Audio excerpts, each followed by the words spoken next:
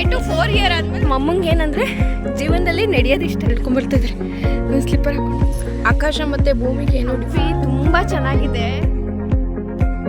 ಎಲ್ರಿಗೂ ನಮಸ್ಕಾರ, welcome back to my YouTube channel. ನೀವೇನಾದರೂ ಈ ಪಾರ್ಟ್ 1ನ ನೋಡಿದರೆ ಇದು ಅದ್ರ ಕಂಟಿನ್ಯೂಯೇಷನ್ ವ್ಲಾಗ್ ಆಗಿರುತ್ತೆ. ಆ್ಯಂಡ್ ನಾವು ಮೈಲಾರಲಿಂಗೇಶ್ವರ ಟೆಂಪಲಿಂದ ಹೊರಟವರು ಡೈರೆಕ್ಟ್ ಕೊಪ್ಪಳಕ್ಕೆ ಬಂದಿದ್ದು. ಆ್ಯಂಡ್ ಕೊಪ್ಪಳದಲ್ಲಿ ನಿಮಗೆ ಗೊತ್ತಿರ್ಬೋದು, ರೀಸೆಂಟಾಗಿ ಜಾತ್ರೆ ಕೂಡ ಆಗಿದೆ. ಜಾತ್ರೆ ಆದರೂ ಕೂಡ ಜನಗಳಿದ್ರು. ನೀವು ನೋಡ್ತಾ ಇದ್ದೀರಲ್ಲ, ಅದೇ ರಥ ಜಾತ್ರೆ ದಿನ ಎಳೆಯೋವಂಥದ್ದು. ನಮಗೆಲ್ಲ ಕೊಪ್ಪಳ ಗವಿಮಠ ಅಂದ ತಕ್ಷಣ ಮೊದಲು ನೆನಪಾಗೋದೇ ಅಭಿನವ ಶ್ರೀಗಳು. ನಾವು ಮೇನಾಗಿ ಕೊಪ್ಪಳಕ್ಕೆ ಹೋಗಿದ್ದು ಇಂಟೆನ್ಷನ್ನೇ ಗವಿ ಶ್ರೀಗಳ ಹತ್ರ ಆಶೀರ್ವಾದ ಪಡ್ಕೋಬೇಕು ಅಂತ ಹೇಳಿ ನಮ್ಮ ಫ್ಯಾಮಿಲಿ ಎಲ್ಲ ಸ್ವಲ್ಪ ಹೊತ್ತು ವೇಟ್ ಮಾಡಿ ದರ್ಶನ ಮಾಡ್ಕೊಂಡ್ವಿ. ದರ್ಶನ ಮಾಡ್ಕೊಂಡು ಹೊರಗಡೆ ಬಂದ ತಕ್ಷಣ ನಮಗೆ ಅಜ್ಜ ಅಜ್ಜಿ ಕಾಣಿಸಿದ್ರು. ಸೊ ಅವ್ರನ್ನ ಕ್ಯಾಪ್ಚರ್ ಮಾಡಿಕೊಂಡೆ. ಅಲ್ಲಿಂದ ಡೈರೆಕ್ಟ್ ನಾವು ಊಟದ ಹಾಲ್ಗೆ ಹೋದ್ವಿ. ಆ್ಯಂಡ್ ನಿಮಗೆ ಗೊತ್ತಿರ್ಬೋದು, ಗವಿಮಠದಲ್ಲಿ ಕೊಪ್ಪರಿಗೆಗಳಲ್ಲಿ ಅಡುಗೆ ಮಾಡೋದು, ಎಷ್ಟು ಜನ ಭಕ್ತಾದಿಗಳು ದಾಸೋಹಕ್ಕಿರ್ತಾರೆ ಅಂತ ಹೇಳಿದ್ರೆ ಅದನ್ನ ನೋಡೋಕ್ಕೆ 2 ಕಣ್ಣು ಸಾಲದು. ನಾನು, ಅಪ್ಪ, ಅಮ್ಮ, ತಮ್ಮ ಎಲ್ಲರೂ ನಮ್ಮ ದಾಸೋಹನ ಮುಗಿಸ್ಕೊಂಡ್ವಿ. ಬಂದಂಥ ಭಕ್ತಾದಿಗಳು ಮಠಕ್ಕೆ ಏನಾದರೂ ದೇಣಿಗೆಯನ್ನು ಕೊಡೋದಿದ್ರೆ ಕೊಡ್ಬೋದು. ಆ್ಯಂಡ್ ನಾವು ಕೂಡ ಅಕ್ಕಿ ತೊಗೊಂಬಂದಿದ್ವಿ, ಅದನ್ನ ಕೊಟ್ವಿ. ಆ್ಯಂಡ್ ಊಟ ಮಾಡ್ಕೊಂಬಂದು ಸ್ವಲ್ಪ ಹೊತ್ತು ಹೊರಗಡೆ ಓಡಾಡ್ತಾ ಇದ್ವಿ. ಆ್ಯಂಡ್ ನನ್ನ PU ಫ್ರೆಂಡ್ ಒಬ್ಬಳು ಅಲ್ಲೇ ಓದ್ತಾ ಇರೋದು, ಅವಳು BMS ಮಾಡ್ತಾ ಇದ್ದಾಳೆ. ಅವಳು ಕಾಲ್ ಮಾಡಿದ್ಲು ಆ್ಯಂಡ್ ಅವಳು ಕೂಡ ಸಿಕ್ಲು. 3.5 to 4 year ಆದ್ಮೇಲೆ ನಾನು ಸುಷ್ಮಾನ್ ಮೀಟ್ ಆಗಿದ್ದೆ. ಅವಳು ಇಲ್ಲೇ BMS ಮಾಡ್ತಾ ಇದ್ದಾಳೆ.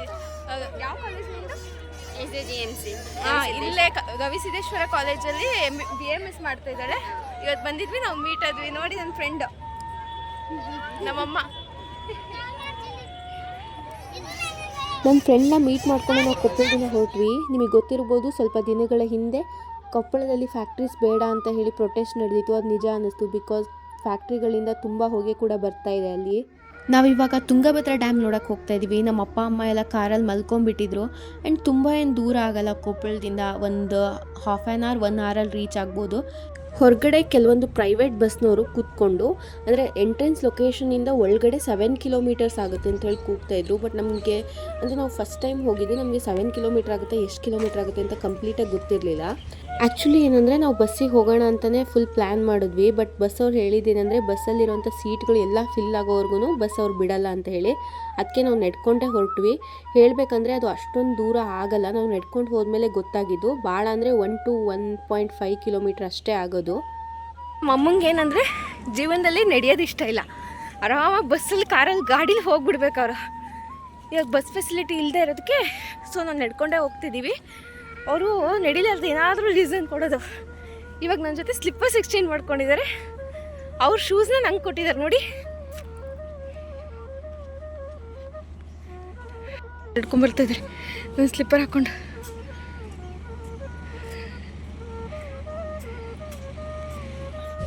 ಆಕಾಶ ಮತ್ತು ಭೂಮಿಗೆ ಏನೋ ಡಿಫ್ರೆನ್ಸೇ ಇಲ್ಲ ಅಂತ ಫೀಲ್ ಆಗ್ತದೆ. ಎಲ್ಲಿವರೆಗೂ ನೋಡಿದ್ರೂ ನೀರು ಕಾಣಿಸ್ತಾ ಇದೆ. ಆ್ಯಂಡ್ ನೀವು ನೋಡ್ತಾ ಇರ್ಬೋದು, ಅಲ್ಲಿ ಒಂದು ವೈಟ್ ಕಲರ್ ಲೈನ್ ಕಾಣಿಸುತ್ತಲ್ಲ, ಅಲ್ಲಿವರೆಗೂ ನೀರು ಬರುತ್ತಂತೆ. ಆ್ಯಕ್ಚುಲಿ ಇವಾಗ ನೀರು ಕಡಿಮೆ ಆಗಿದೆ.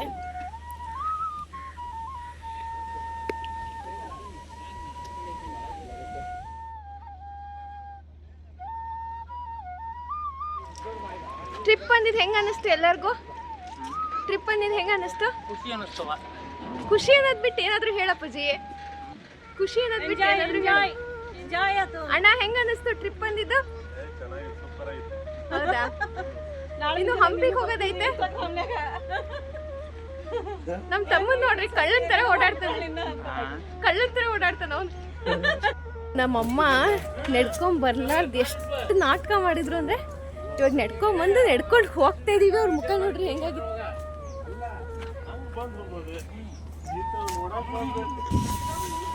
ನಮ್ಮ ಅಪ್ಪಾಜಿ 57 ವರ್ಷ ಅಂತೆ. ಇವಾಗ 57 ವರ್ಷ ಆದ್ಮೇಲೆ ಬಂದಿತ್ತಂತೆ.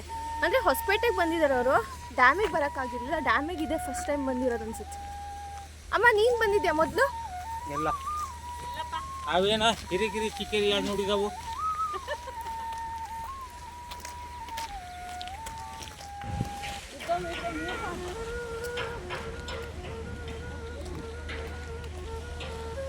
ಗೈಸ್, ನಾವೀಗ ಡ್ಯಾಮ್ ನೋಡ್ಕೊಂಡಿದ್ದಾಯ್ತು. ತುಂಗಭದ್ರಾ ಡ್ಯಾಮು ಈ ಕಡೆ ಕಾಣ್ತಾ ಇದೆ ನೋಡಿ. ಡ್ಯಾಮ್ ನೋಡ್ಕೊಂಡಿದ್ದಾಯ್ತು. ಇವಾಗ ನಾವು ಸೀದಾ ಹಂಪಿ ಕಡೆ ಹೋಗ್ತೀವಿ. ಹಂಪಿ ಕಡೆ ಹೋಗಿ ಸೀದಾ ಊರಿಗೆ ಹೋಗ್ತೀವಿ. ಹಂಪಿಗೆ ಹೋಗಿ ಊರಿಗೆ ಹೋಗೋಷ್ಟರಲ್ಲಿ ಆಲ್ರೆಡಿ ಲೇಟ್ ಆಗುತ್ತೆ ಅಂತ ಅನಿಸುತ್ತೆ. ನೈಟ್ ಮೇಲೆ ಆಗುತ್ತೆ. ಸರಿ, ಹೋಗ್ತೀವಿ.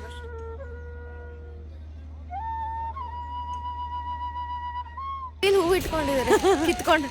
ನಾನು ಏನು ಮಾಡಬೇಕಲ್ಲ ಲೈಫಲ್ಲಿ ಫ್ಯಾಷನ್ನ ಅದನ್ನೆಲ್ಲ ಅವ್ರು ಮಾಡ್ತಾರೆ. ಈ ಕಿವಿಗೆ ಹೂ ಇಟ್ಕೊಳ್ಳೋದೆಲ್ಲ ಇವಾಗ ಹುಡುಗಿರು ಮಾಡೋ ಟ್ರೆಂಡು. ಅದನ್ನ ಇವ್ರು ಮಾಡ್ತಾ ಇದ್ದಾರೆ. ನಿಜವಾಗ್ಲೂ ನಾನು ಹೇಳಿ ಇಡ್ಸಿಲ್ಲ, ಅವರಾಗಿನ ಅವರೇ ಇಟ್ಕೊಂಡಿರೋದು. ನಾವು ತುಂಗಭದ್ರಾ ಡ್ಯಾಮ್ನ ನೋಡಿಕೊಂಡು ಹಂಪಿ ಕಡೆ ಹೊರಟ್ವಿ. ಅಲ್ಲಿಂದ ಒಂದು 30 to 35 ಮಿನಿಟ್ಸ್ ಜರ್ನಿ ಅಷ್ಟೇ. ಗೈಸ್, ಈಗ ಜಸ್ಟ್ ನಾವು ಹಂಪಿ ರೀಚ್ ಆಗಿ ಟೆಂಪಲ್ ಒಳಗಡೆ ಹೋಗ್ತಾ ಇದ್ದೀವಿ. ಒಳಗಡೆ ಹೋಗಿ ಅಲೋ ಇದ್ರೆ ಏನಿದೆ ಅಂತ ತೋರಿಸ್ತೀನಿ, ಇಲ್ಲ ಅಂತಂದರೆ ಇಷ್ಟೇ ಗೈಸ್. 1509ರಿಂದ 1529ರವರೆಗೆ ಕೃಷ್ಣದೇವರಾಯ ಇಲ್ಲಿ ಆಡಳಿತವನ್ನು ನಡೆಸ್ತಾರೆ. ಅಂಥ ಸಂದರ್ಭದಲ್ಲಿ ಹಂಪಿಯ ವೈಭೋಗ ತುಂಬ ಅತ್ಯುನ್ನತ ಸ್ಥಾನದಲ್ಲಿರುತ್ತೆ. ಹಂಪಿಯ ರಾಜಬೀದಿಗಳು ಅಂದರೆ ರಸ್ತೆಗಳು ಅಂತ ನಾವೇನು ಹೇಳ್ತೀವಿ, ಆ ರಸ್ತೆಗಳ ಮೇಲೆ ತಕ್ಕಡಿಲಿ ವಜ್ರ ವೈಡೂರ್ಯಗಳನ್ನು ಮಾರಾಟ ಮಾಡ್ತಿದ್ರಂತೆ. ಯಾಕಂದರೆ ಹಂಪಿಯ ವೈಭೋಗ ಆ ಲೆವೆಲ್ಲಿಗೆ ಇತ್ತು ಅಂತ ನಾವು ಅರ್ಥ ಮಾಡ್ಕೋಬೇಕು. ಆ್ಯಂಡ್ ಅಷ್ಟೇ ಅಲ್ಲದೆ ಈ ಜಾಗವನ್ನು ರಾಮ ಲಕ್ಷ್ಮಣರು ಹನುಮಂತನನ್ನು ಭೇಟಿಯಾದ ಜಾಗ ಅಂತಲೂ ಕೂಡ ಹೇಳಲಾಗ್ತದೆ. ಪಂಪಾ ಎಂದರೆ ತುಂಗಭದ್ರಾ ನದಿಯ ಇನ್ನೊಂದು ಹೆಸರಾಗಿರುತ್ತೆ. ಮತ್ತು ಪಂಪಾದೇವಿ ಅಂದರೆ ಪಾರ್ವತಿ ಇಲ್ಲಿ ತಪಸ್ಸನ್ನು ಮಾಡಿ ಶಿವನನ್ನು ವರಿಸಿರ್ತಾಳೆ. ಅದಕ್ಕೆ ಈ ಕ್ಷೇತ್ರವನ್ನು ಪಂಪಾವತಿ ಕ್ಷೇತ್ರ ಅಂತಲೂ ಕರೆಯಲಾಗುತ್ತೆ. ಮೊದಲು ಪಂಪಾ ಅಂತ ಇದ್ದ ಈ ಕ್ಷೇತ್ರದ ಹೆಸರು ಹೋಗ್ತಾ ಹೋಗ್ತಾ ಹಂಪಿ ಅಥವಾ ಹಂಪೆ ಅಂತ ಕರೆಯಲ್ಪಡುತ್ತೆ. ಹಂಪಿಯಲ್ಲಿರುವಂತಹ ಪ್ರತಿಯೊಂದು ದೇವಾಲಯಗಳು, ಅರಮನೆಗಳು ಹಾಗೂ ಕೋಟೆಗಳು ದ್ರಾವಿಡ ಶೈಲಿಯಲ್ಲಿ ಕಟ್ಟಲ್ಪಟ್ಟಿರುತ್ತೆ. ಪ್ರತಿಯೊಂದು ಕಲ್ಲು ಹಂಪಿಯ ಒಂದೊಂದು ಕಥೆಗಳನ್ನು ಹೇಳುತ್ತೆ. ವಿಡಿಯೋದಲ್ಲಿ ಕಾಣಿಸ್ತಾ ಇರೋಂಥ ಗೋಪುರವನ್ನು ಚೆನ್ನಾಗಿ ಅಬ್ಸರ್ವ್ ಮಾಡಿ. ಈ ಗೋಪುರವನ್ನು ನಾವು ಈ ಕಿಂಡಿಯಿಂದ ನೋಡಿದ್ರೆ ಇದು ನಮಗೆ ಉಲ್ಟಾ ಕಾಣಿಸುತ್ತೆ. ಅಂದರೆ ಅಲ್ಲಿಂದ ನಮಗೆ ಸೀದಾ ಕಾಣಿಸೋವಂಥ ಗೋಪುರ ಇಲ್ಲಿ ನಾವು ನೋಡಿದಾಗ ಅದು ಉಲ್ಟಾ ಕಾಣಿಸುತ್ತೆ. ನಿಮಗೆ ಕಾಣಿಸ್ತಾ ಇರ್ಬೋದು ವಿಡಿಯೋದಲ್ಲಿ, ನೋಡ್ತಾ ಇರಿ. ಅಂದರೆ ನಾವು ಇದರಲ್ಲಿ ಅರ್ಥ ಮಾಡ್ಕೋಬೇಕು ಆವಾಗಿನ ಇಂಜಿನಿಯರಿಂಗ್ ಸಿಸ್ಟಮ್ ಯಾವ ಥರ ಇತ್ತು, ಆವಾಗಿನ ಇಂಜಿನಿಯರ್ಸ್ ಯಾವ ಥರ ಅವ್ರ ತಲೆನ ಓಡಿಸ್ತಾ ಇದ್ರು ಅಂತ ನಾವು ಇದರಲ್ಲಿ ಅರ್ಥ ಮಾಡ್ಕೋಬೋದು. ನಾನು ನಿಮಗೆ ವಿಡಿಯೋದಲ್ಲಿ ತೋರಿಸ್ತಾ ಇರೋವಂಥ ಹೆಬ್ಬಾಗಿಲು ಅಥವಾ ದೊಡ್ಡ ಬಾಗಿಲು ಅಂತ ಏನು ಕರಿತೀವಿ ಅದನ್ನು ನೀವು ನೋಡಿ. ಅದರಲ್ಲೇ ಒಂದು ಸಣ್ಣ ಬಾಗಿಲನ್ನ ಕೂಡ ಅವ್ರು ಇಟ್ಟಿದ್ದಾರೆ. ಈ ಒಂದು ಸಣ್ಣ ಬಾಗಿಲು ಏನಕ್ಕೆ ಉಪಯೋಗಕ್ಕೆ ಬರ್ತಿತ್ತು ಅಂದರೆ, ನಮಗೇನಾದರೂ ಬೇರೆ ರಾಜ್ಯದಿಂದ ಆಕ್ರಮಣ ಮಾಡೋಂಥ ಸಂದರ್ಭದಲ್ಲಿ ನಾವು ದೊಡ್ಡ ಬಾಗಿಲನ್ನ ಓಪನ್ ಮಾಡಿದ್ರೆ ಎಲ್ಲ ಸೈನಿಕರು ಆಟೋಮೆಟಿಕ್ಕಾಗಿ ಈಸಿಯಾಗಿ ನಮ್ಮ ರಾಜ್ಯದೊಳಗೆ ಬಂದುಬಿಡ್ಬೋದಿತ್ತು. ಆದರೆ ನಾವು ಈ ಸಣ್ಣ ಬಾಗಿಲನ್ನ ಓಪನ್ ಮಾಡಿದ್ರೆ ಅವ್ರಿಗೆ ಬರೋಕ್ಕೆ ಸ್ವಲ್ಪ ಕಷ್ಟ ಆಗ್ತಿತ್ತು, ಸ್ವಲ್ಪ ಟೈಮ್ ತೊಗೊತಿತ್ತು. ಆ ಸಂದರ್ಭದಲ್ಲಿ ಈ ಸಣ್ಣ ಬಾಗಿಲನ್ನ ನಾವು ಉಪಯೋಗಿಸ್ಕೊತಾ ಇದ್ವಿ. ದೇವಸ್ಥಾನನೆಲ್ಲ ಕಂಪ್ಲೀಟಾಗಿ ನೋಡಿಕೊಂಡು ನಾವು ಹೊರಗಡೆ ಬಂದ್ವಿ. ಹೇಳಬೇಕಂದ್ರೆ ಅಲ್ಲಿ ಕೋತಿಗಳ ಗಾಟ ತುಂಬ ಜಾಸ್ತಿ ಇದೆ. ಅವು ಎಷ್ಟು ಕ್ಯೂಟಾಗಿ ಬಿಹೇವ್ ಮಾಡ್ತವೆ ಅಂದರೆ ಹೋಗಿ ಎತ್ಕೊಂಡ್ಬಿಡ್ಬೇಕು ಅನಿಸುತ್ತೆ, ಆದರೆ ನಿಜ ಪರ್ಚಿಬಿಡ್ತವೆ ಅವು. ಆ್ಯಂಡ್ ನಮ್ಮ ಫ್ಯಾಮ್ಲಿ ನಾವೆಲ್ಲ ಸ್ವಲ್ಪ ಫೋಟೋಸ್ ಎಲ್ಲ ಕ್ಯಾಪ್ಚರ್ ಮಾಡ್ಕೊಂಡ್ವಿ. ನಿಜ ಹೇಳಬೇಕು ಅಂದರೆ ನಮಗೆ ಹಂಪಿ ಬರೋ ಪ್ಲ್ಯಾನೇ ಇರಲಿಲ್ಲ. ಆದರೆ ಹಂಪಿಗೆ ಬರೋ ಪ್ಲ್ಯಾನ್ನ ಕೊಟ್ಟಿದ್ದೆ ನಮ್ಮ ಅಪ್ಪಾಜಿ. ಅಂದರೆ ನಮ್ಮ ಅಪ್ಪಾಜಿ ಇದಕ್ಕಿಂತ ಮುಂಚೆನೂ ಹಂಪಿಗೆ ಬಂದು ಹೋಗಿದ್ದಾರೆ. ಆದರೆ ನಿಜ ನಾವೇನಾದರೂ ಹಂಪಿಗೆ ಬಂದಿರಲಿಲ್ಲ ಅಂತ ಅಂದಿದ್ರೆ ತುಂಬ ಮಿಸ್ ಮಾಡ್ಕೊತಿದ್ವಿ ಒಂದು ಜಾಗನ ಅಂತ ನಂಗೆ ಅನ್ನಿಸ್ತು. ನಿಜವಾಗ್ಲೂ ಹೊರಗಿಂದ ವ್ಯೂ ಯಾವ ಥರ ಕಾಣಿಸುತ್ತೆ ಅಂತ ಹೇಳಿ ನೀವು ನೋಡ್ತಾ ಇರ್ಬೋದು. ಅಂದರೆ ತುಂಬ ಹಳೆ ದೇವಸ್ಥಾನ, ಮೇಂಟೆನೆನ್ಸ್ ಇನ್ನೂ ತುಂಬ ಚೆನ್ನಾಗಿದ್ದರೆ ಒಳ್ಳೇದಾಗ್ತಿತ್ತೇನೋ ಅಂತ ನಂಗೆ ಅನ್ನಿಸ್ತು. ದೇವಸ್ಥಾನದಿಂದ ಹೊರಗಡೆ ಬಂದರೆ ನಿಮಗೆ ಒಂದು ಕಲ್ಯಾಣಿ ಕೂಡ ಸಿಗುತ್ತೆ. ಅದು ತುಂಬ ಹಳೆ ಕಲ್ಯಾಣಿ. ಮೊದಲೆಲ್ಲ ಅದು ಪೂರ್ತಿ ತುಂಬಿರ್ತಿತ್ತಂತೆ, ಬಟ್ ಇತ್ತು ನೀರು, ಆದರೆ ಫುಲ್ ಏನು ತುಂಬಿರಲಿಲ್ಲ. ಆ್ಯಂಡ್ ನಿಮ್ಗೇನಾದರೂ ದೇವಸ್ಥಾನದ್ದು ಬ್ಲೂ ಪ್ರಿಂಟ್ ಬೇಕು ಅಂತ ಅಂದರೆ ಅಲ್ಲೇ ಅವೈಲೇಬಲ್ ಇದೆ. ನೀವು ಬ್ಲೂ ಪ್ರಿಂಟ್ನ ನೋಡಿಕೊಂಡು ಮುಂದೆ ಮೂವ್ ಆಗ್ಬೋದು. ನೀವು ಹಂಪಿಯಲ್ಲಿ ಎಲ್ಲಿ ನೋಡಿದ್ರೂ ಬಸದಿಗಳು ಕಾಣಿಸ್ತಿರುತ್ತೆ. ಈ ಬಸದಿಗಳನ್ನು ಏನಕ್ಕೆ ನಿರ್ಮಾಣ ಮಾಡಿರ್ತಿದ್ರು ಅಂದರೆ, ವಿಜಯನಗರ ಸಾಮ್ರಾಜ್ಯ ಹಿಂದೂಗಳ ಸಾಮ್ರಾಜ್ಯ ಆದರೂ ಕೂಡ ಅದು ಎಲ್ಲ ಮತ ಧರ್ಮಗಳನ್ನು ಸಮಾನವಾಗಿ ನೋಡ್ತಿತ್ತು. ಅಷ್ಟೇ ಅಲ್ಲದೆ ಪ್ರಾಚೀನ ಕಾಲದಲ್ಲಿ ಜೈನ ಧರ್ಮಕ್ಕೆ ತುಂಬ ಪ್ರೋತ್ಸಾಹ ಇತ್ತು. ಈ ಒಂದು ಕಾರಣಕ್ಕೆ ನಾವು ಹಂಪಿಲಿ ಎಲ್ಲಿ ನೋಡಿದರೂ ಬಸದಿಗಳನ್ನ ನೋಡ್ಬೋದು. ನೀವು ವಿಡಿಯೋದಲ್ಲಿ ನೋಡ್ತಾ ಇರೋಂಥ ರಥಗಳನ್ನ ಜಾತ್ರಾ ಮಹೋತ್ಸವಗಳಲ್ಲಿ ಎಳೆಯಲ್ಪಡುತ್ತೆ. ಹಂಪಿ ನೋಡಿಕೊಂಡು ನಾವು ನಮ್ಮ ಊರ ಕಡೆ ಹೊರಟ್ವಿ. ಆ್ಯಂಡ್ ಊರ ಕಡೆ ಬರೋ ರೋಡಲ್ಲಿ ನಾನು ಓದಿರೋಂಥ PU ಕಾಲೇಜು ಸಿಕ್ತು.